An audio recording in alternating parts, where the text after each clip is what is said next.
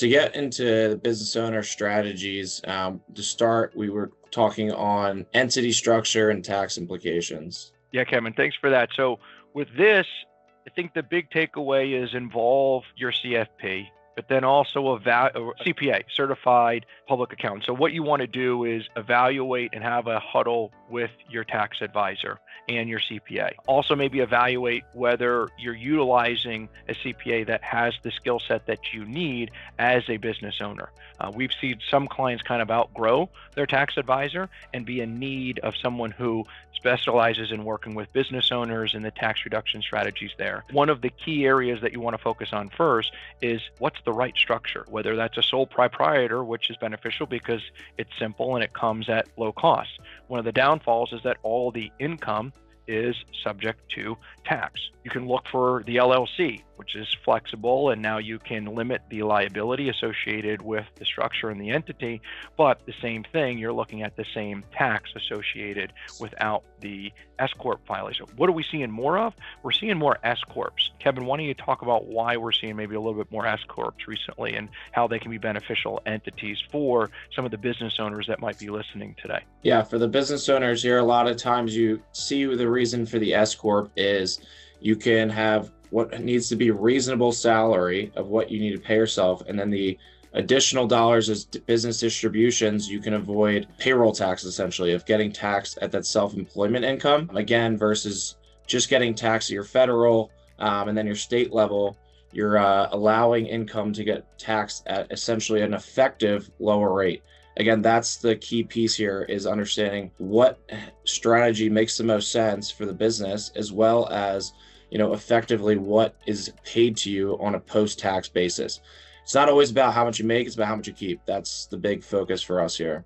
Yep, and C Corps we're not seeing as much of, at least with some of the work we've been doing here recently. There is, I know, Kevin, you've talked about this, if there's a potential sale, there's been some recommendations from CPAs to move to C Corp. Why don't you talk through where that might come into play, just high level? Yeah, it's thinking through, do you want to get what is essentially the goal of the business? If the business is essentially have a sale, it sometimes makes sense to pay more taxes in the C Corp because you are going to get taxed at 21%, and then again at the income level of on the personal side.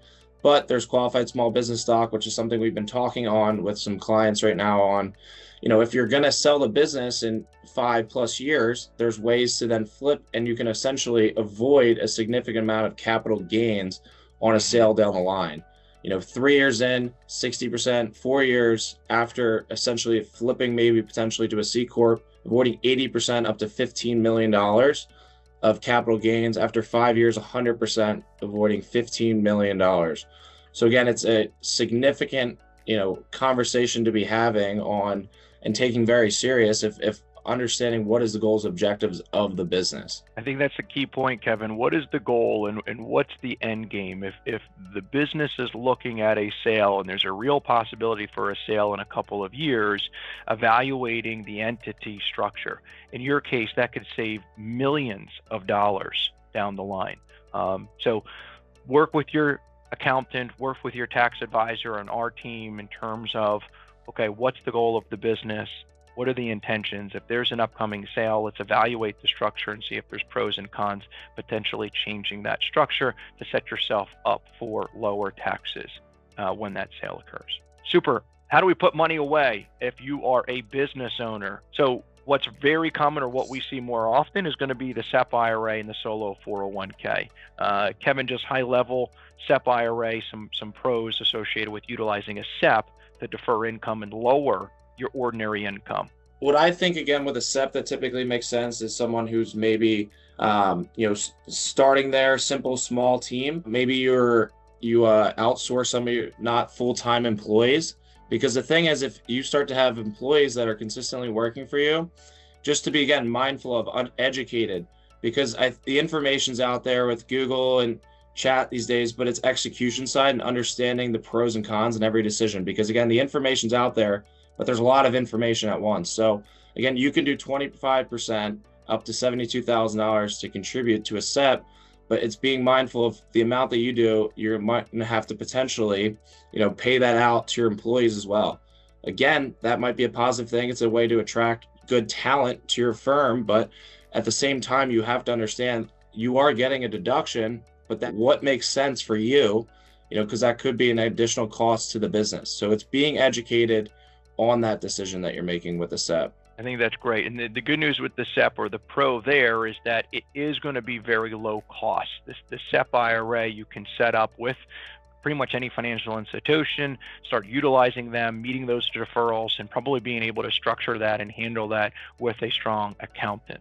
The solo 401k is where we're seeing a little bit more for the business owners that are now ramping up. The income's substantial. They're looking to make contributions into something beyond the $24,500, but possibly because they are going to be the sole operator, they're going to meet the testing requirements, and are typically able to add the mega backdoor Roth feature. So this is where the individual and the owner can make a pre-tax contribution to lower taxable income, but then can feed additional after-tax dollars into the plan that then gets rolled over into Roth for future tax-free growth. This is, again, going to be best for self-employed individuals. You don't want to have other W-2 employees. That will ultimately mess with the testing requirements, and you certainly can't do a solo 401k if you have a big workforce. So the solo 401k we're seeing for a lot of individuals that have 1099s, or they're a sole operator taking K1 distributions. You're doing those huddles and saying, okay, I have solo 1K, 401k, and I have a SEP IRA. Those are the two most common that we're looking at for those individuals, and we're going to weigh those pros and cons associated with those. So many times we see clients and business owners start with the SEP IRA, and then they graduate towards that solo 401k because they want to add a couple of additional features, bells, whistles, or take advantage of the mega backdoor Roth. What we're not seeing so much of is the simple IRA. And I think it's just the evolution of the industry and the evolution of all of these different entities and structures that can be utilized. The simple IRA is a limit of only $17,000.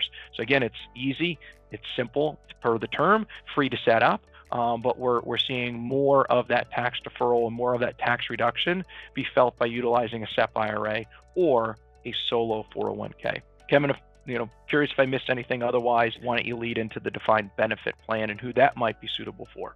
I think you touched on it perfectly with, again, it's understanding what makes the most sense for you. Defined benefit plan, it's a lot times makes a lot of more sense for high income earners and 50 plus, sometimes in their 60s. The limits, 70,000, 17,000 for a simple, you're able to put in up to $290,000 per year for a defined benefit plan. Again, that's a significant amount to be deferring out for later on. So again, it's something to be mindful of, but I just wanted to at least have that in here for people to be aware of. Once you hit this, because it's saying, okay, I can do my 72,000, my solo 401k, and then I'm going to do my backdoor Roth, but it's like, what else is out there? Again, we want to make sure you're aware of the different strategies and retirement plan setups for you. Yeah, I think it's interesting to know that most people associate the 401k and they immediately think of that 24,500 as the absolute max. And then you have maybe the catch up if you're over age 50, you can put an additional $8,000 in. Well, the 401k really allows $72,000. What gets added to your deferral could be the company match, but it also could be your own post-tax or after-tax contributions that go in.